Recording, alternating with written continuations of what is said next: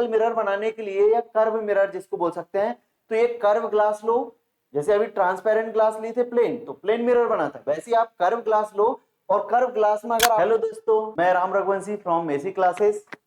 दुनियादारी छोड़ो, कुछ नया सीखो।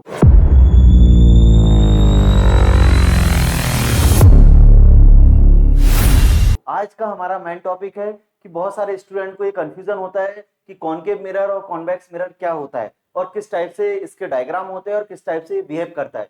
तो आते हैं हम कॉनकेव मिरर के पास। तो आपको कुछ नहीं करना है, मिरर फॉर्म करने के लिए क्या करते हैं हम, एक तो अपने घर में जो रहता है वो प्लेन मिरर होता है। प्लेन मिरर कैसे बनाते हैं भाई, तो एक ट्रांसपेरेंट ग्लास ले लो और ट्रांसपेरेंट ग्लास में एक वन साइड में अगर पॉलिश कर दे तो वो क्या बन जाता है, मिरर।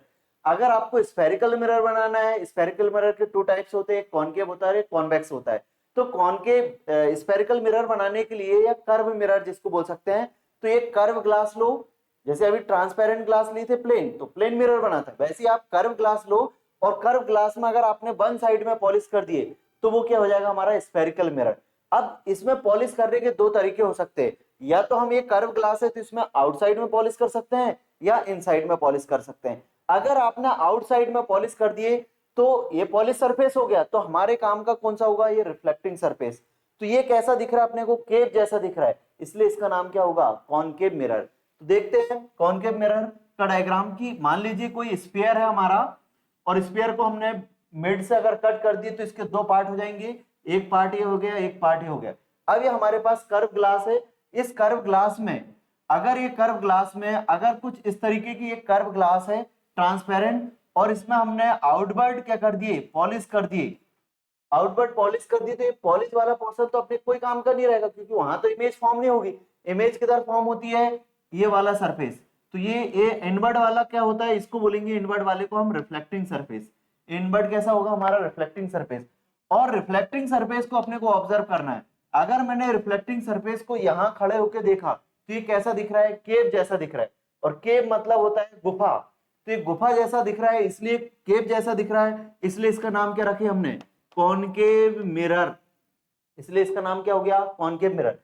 बच्चों ये इस तरीके से बन सकता है, कुछ ऐसा अगर दे दिया हमको कर्व ग्लास, और अगर हमने यहां पर आउटसाइड में क्या कर दिए, पॉलिश कर दिए, तो अब अपने को तो पॉलिश वाला कोई काम का नहीं रहता है, कौन सा काम का रहेगा, इनवर्ड काम का रहेगा, या इसको हम बोलेंगे रिफ्लेक्टिंग सरफेस इनसाइड। और यहां पर खड़ा होकर देखूंगा रिफ्लेक्टिंग सरफेस को, तो ये वाला रिफ्लेक्टिंग सरफेस कैसा दिख रहा है, फिर से मेरे को केव जैसा दिख रहा है, इसका मतलब ये भी क्या हो जाएगा हमारा, कॉनकेव मिरर।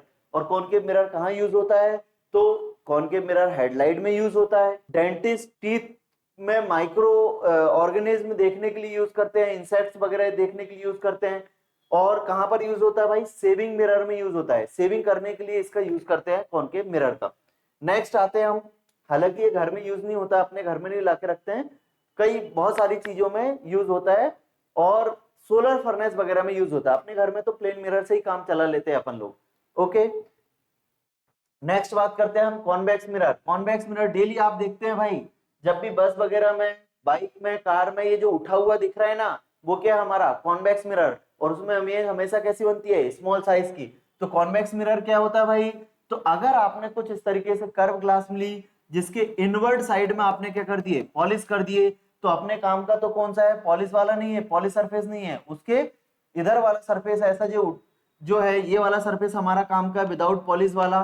तो मैं यहाँ खड़े होकर देखूंगा तो ये केव जैसा ना दिख के उठा हुआ दिखेगा, इसलिए इसका नाम क्या हो गया भाई, कॉन्वेक्स मिरर। तो ये भी कॉन्वेक्स मिरर है। अगर मैं ऐसा बनाऊं डायग्राम और यहाँ पर भी इनसाइड पॉलिश कर दूं तो मेरा काम का क्या है, विदाउट पॉलिश वाला सरफेस काम का है। तो यहाँ पर देखेंगे तो ये उठा हुआ दिख रहा है, तो ये क्या हो जाएगा हमारा कॉन्वेक्स मिरर। और ये कहाँ पर यूज होता है भाई, अपने साइड मिरर या व्हीकल्स को रेयर व्यू करने के लिए यूज होता है।